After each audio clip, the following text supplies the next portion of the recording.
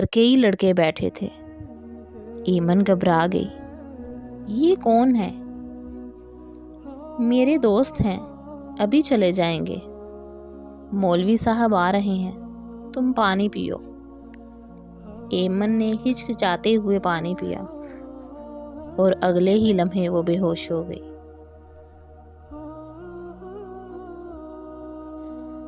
جب ہوش آیا تو ایمن کسی اور جگہ پہ تھی۔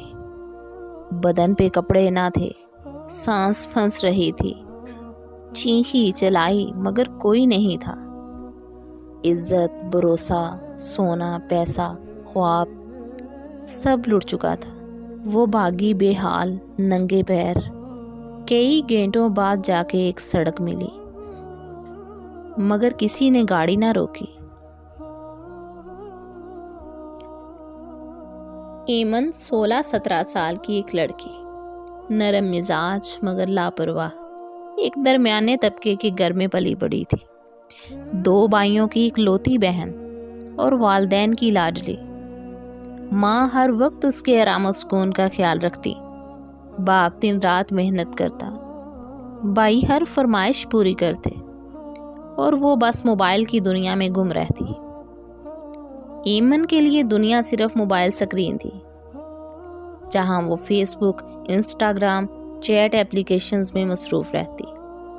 کھانے پر بلایا جاتا تو وہ کہتی، امی بعد میں پلیز، ابھی کوئی ضروری بات کر رہی ہوں۔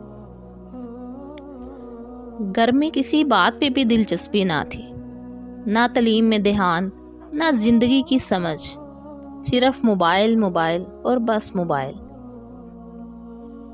ایک دن فیس بک پر ایک لڑکے کی فرینڈ ریکویسٹ آئی۔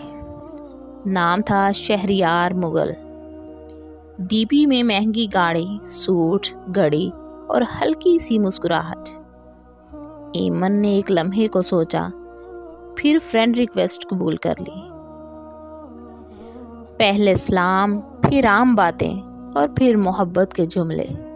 شہریار کہتا، تم جیسی لڑکی صرف نصیب والوں کو ملتی ہے، میری دنیا ادھوری تھی، تم نے مکمل کر دی۔ ایمن کو ایسے لگا جیسے کوئی خواب حقیقت بن گیا ہو۔ روز رات بھر چیٹ، کالز، تصویریں، دل والے ایموجیز۔ ایمن کو اب دنیا میں صرف ایک ہی شخص عزیز تھا، وہ تھا شہریار۔ ماں کی فکر اور بیٹی کا انکار۔ ماں نے کئی بار کوشش کی کہ ایمن سے بات کرے، بیٹا راتوں کو جاگنا ٹھیک نہیں، آنکھیں بھی خراب ہوں گی اور دماغ بھی۔ مگر ایمن تو غصے میں آ جاتی، امی پلیز، آپ کو ہر وقت ٹوکنے کی عادت ہے، آپ کو کچھ پتا نہیں میری زندگی ہے۔ ماں چپ ہو جاتی، ماں تو آخر ماں ہوتی ہے۔ شہریار نے ایمن کو کہا کہ میں بزنس مین ہوں، دبئی میں کام کرتا ہوں، کئی فلیٹس ہیں میرے، بس تم میرے ساتھ نکاح کر لو، زندگی جنت بنا دوں گا۔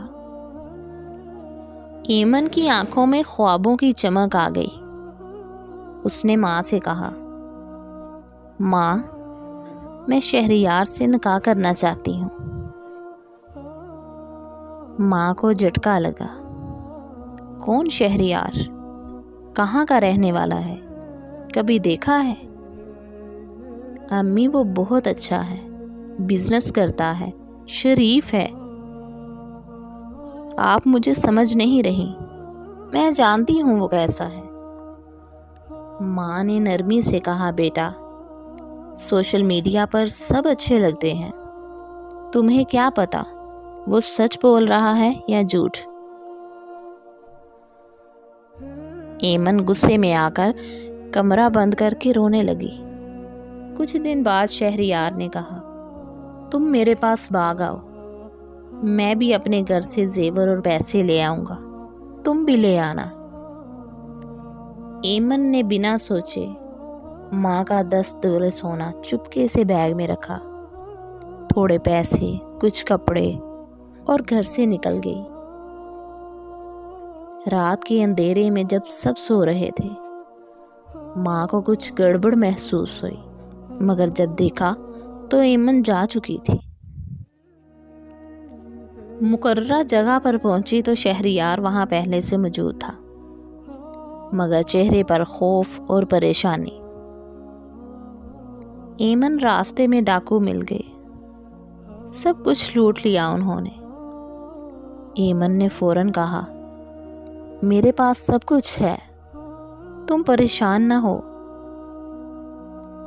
شہریار کے چہرے پر ایک شیطانی مسکراہٹ آئی، جو ایمن نے اس وقت نہ دیکھی۔ وہ اسے ایک فلیٹ میں لے گیا، اندر کئی لڑکے بیٹھے تھے۔ ایمن گھبرا گئی، یہ کون ہے؟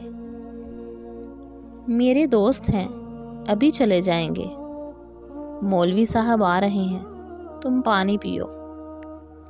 ایمن نے ہچکچاتے ہوئے پانی پیا اور اگلے ہی لمحے وہ بے ہوش ہو گئی۔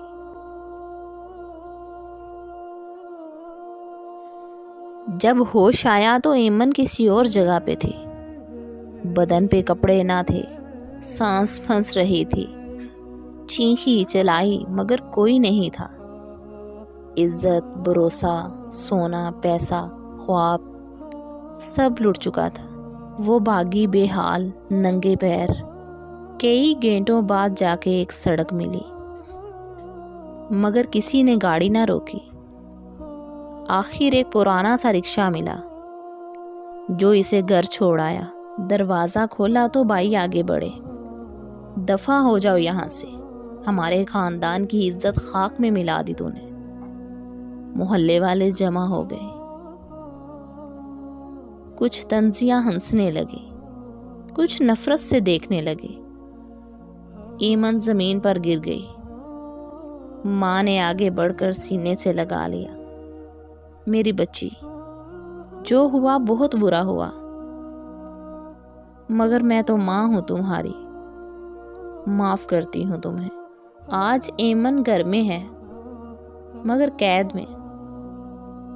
نہ بھائی اس سے بات کرتے ہیں اور نہ باپ نگاہ اٹھا کر دیکھتا ہے، نہ کوئی رشتہ آتا ہے، نہ کوئی اس کا ذکر کرنا پسند کرتا ہے۔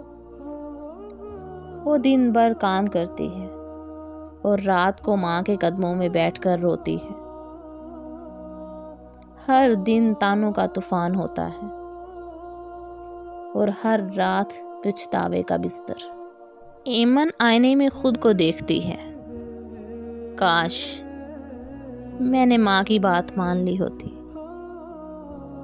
کاش میں موبائل کی دنیا سے باہر آئی ہوتی، کاش میں اپنے آپ کو پہچان لیتی۔ دھوکہ ہمیشہ محبت کے پردے میں چھپا ہوتا ہے۔ آنکھیں بند کر کے نہ چاہو۔ سوشل میڈیا پر ملنے والا ہر شخص اصلی نہیں ہوتا۔